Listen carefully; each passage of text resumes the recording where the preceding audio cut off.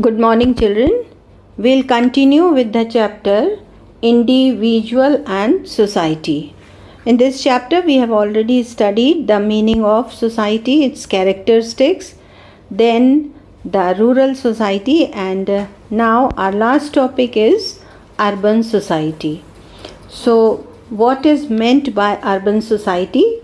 It means that the city dwellers. Urban society means the people who are living in the cities or the city dwellers. An urban area, we mean an area with a very high density of population and a modern way of life. So here we shall discuss two definitions of urban society. First, urban society is the social organization resulting from the way people in cities act and interact with one another and with their physical environment. Again, I am repeating, urban society is the social organization resulting from the way people in cities act and interact with one another and with their physical environment. Then one more definition we'll see. A society that is typical of modern industrial civilization and heterogeneous in cultural tradition and emphasizes secular values, and that is individualized rather than integrated. So in this definition we are seeing certain things. It is modern society, modern industrial society. It is heterogeneous in nature, as we have seen that the rural society is homogeneous, but it is heterogeneous. Differences are very common, and it emphasizes secular values. In rural societies, the people have deep faith in religion, but they believe in secular values. And it is individualized rather than integrated. In rural society, the people are integrated. They have a very strong bond with each other. So they are integrated, but they are rather individualized. So these are the two definitions of urban society. Now let us discuss the features of urban community or urban society. So the first feature is anonymity. We see that the inhabitants of the city or the people who are living in the city, they do not come into primary contact or relation with each other. They meet and speak without knowing each other's name. So individually, personally, they do not know each other. They do not even know their neighbors. So it is the main feature, anonymity. Then next is homelessness or scarcity of houses. So it is a disturbing feature of the city dwellers.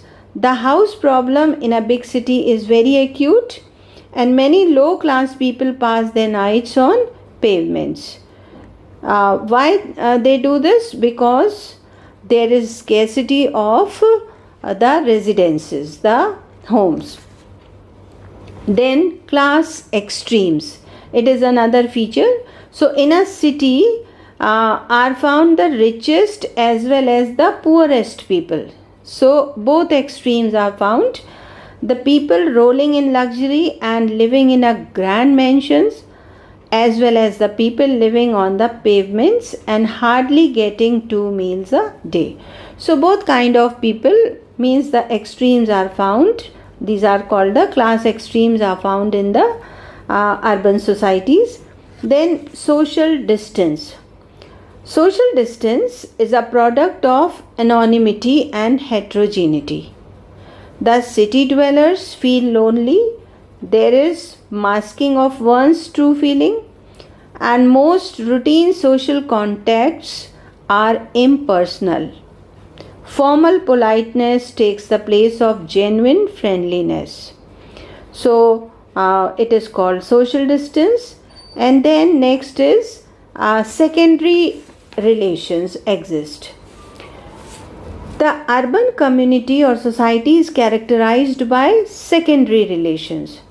A city, by virtue of its size, is a secondary group because it is highly populated and the people are indifferent towards one another. Face to face and friendly relations are not visible among the people. In cities, people rarely take personal interest in others' concerns. Physical contact rarely results in intimacy and closeness. Even the neighbors are like the strangers. So, secondary relations prevail here, and secondary means of control we can see. So, the social behavior of people is hardly regulated by customs, values, norms, traditions, and religion. But the behavior of social deviation is very common in the city. So, in this way, informal means of social control are not very effective. Therefore, the formal means of control, which are called the secondary control measures, are applied in the cities, like legislation, law, police, court, etc.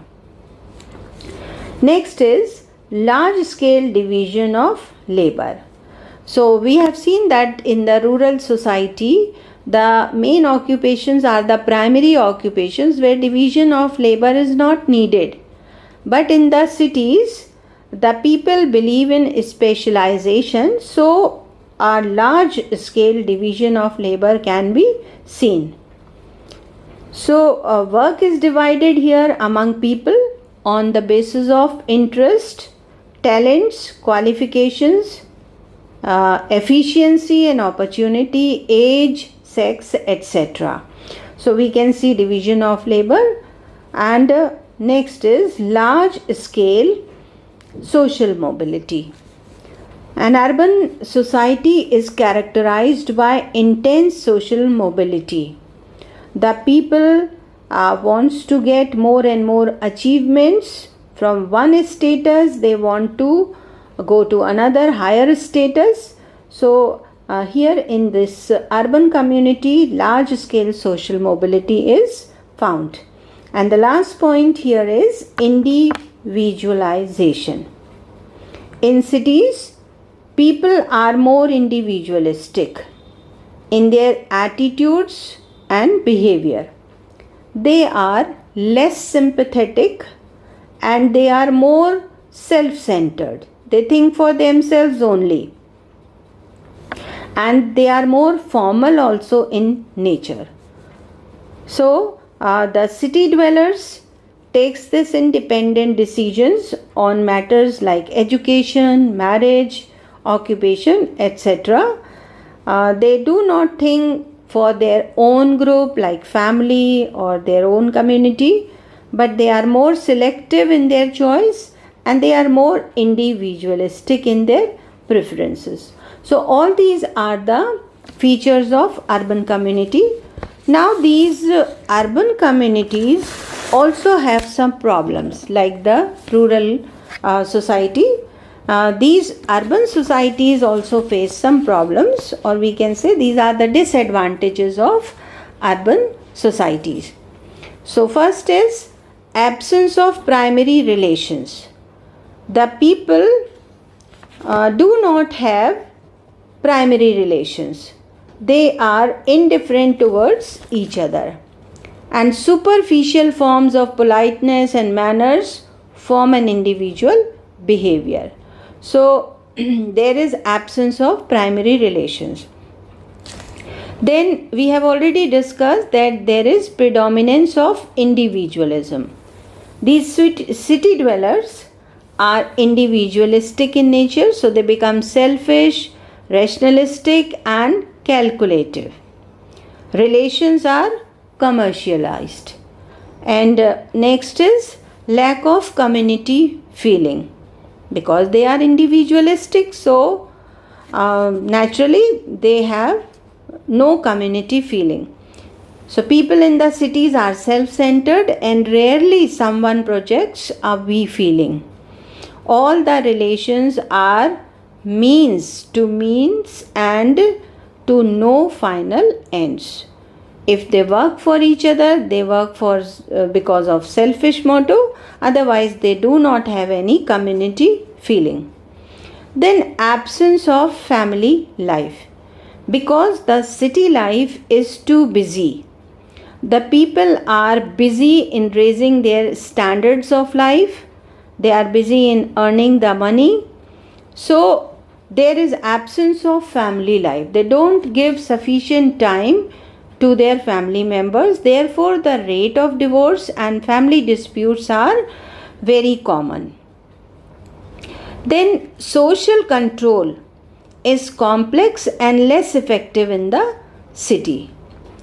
Crime is a routine feature, it's very common, and social disorganization is very much visible in the city life. Life in city is uncertain, insecure and competitive. Higher population density creates problems of housing, insanitation, overcrowding, scarcity of water, electricity, etc.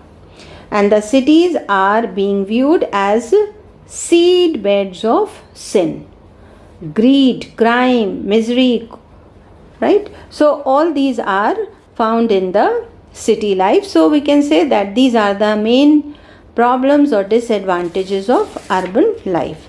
And lastly, children, we shall compare the rural society and the urban society. We have seen their features separately. Now we shall compare them. So let us discuss few points here. In rural society, we can see that it is homogeneous and it is marked by uniformity and unity. But on the other hand, urban society is heterogeneous. There are differences and it is known for its diversity and also complexity. Second point, rural society is dominated by primary relations, but urban society is dominated by secondary relations. Third point, in rural society, people are known for their simplicity and hospitality and also generosity. But in urban society, people are known for their artificiality, narrow-mindedness and selfishness. Next point is, in rural society, informal means of social control such as customs, mores, conventions, traditions, right, they are sufficient to regulate the interpersonal relations. But in urban society, we see that the formal means of control are used such as law, legislation, police, court, etc. Next point, in rural society, we see that it is less mobile. Opportunities for social movement are limited and status is mostly ascribed, means the status which we get by birth. But in urban society, it is more mobile. The people always try to get another state, higher status, and it is an open society, we can say. It provides more chances for social mobility, and here mostly the status is achieved, which they get by their efforts. Then next is, rural society provides limited scope for division of labor and specialization. On the other hand, we see that in urban society there is widespread division of labor and specialization. Next point, in rural society, family is very influential and dominant institution. The people are generally bound by family traditions, but in urban society, the family is said to be unstable and more than the family, individual is given importance. Next, in rural society, the women are mostly tradition bound. They are passive, meek, submissive and obedient. But in the urban society, women are almost have an equal status with men, and they have more individualistic ideas.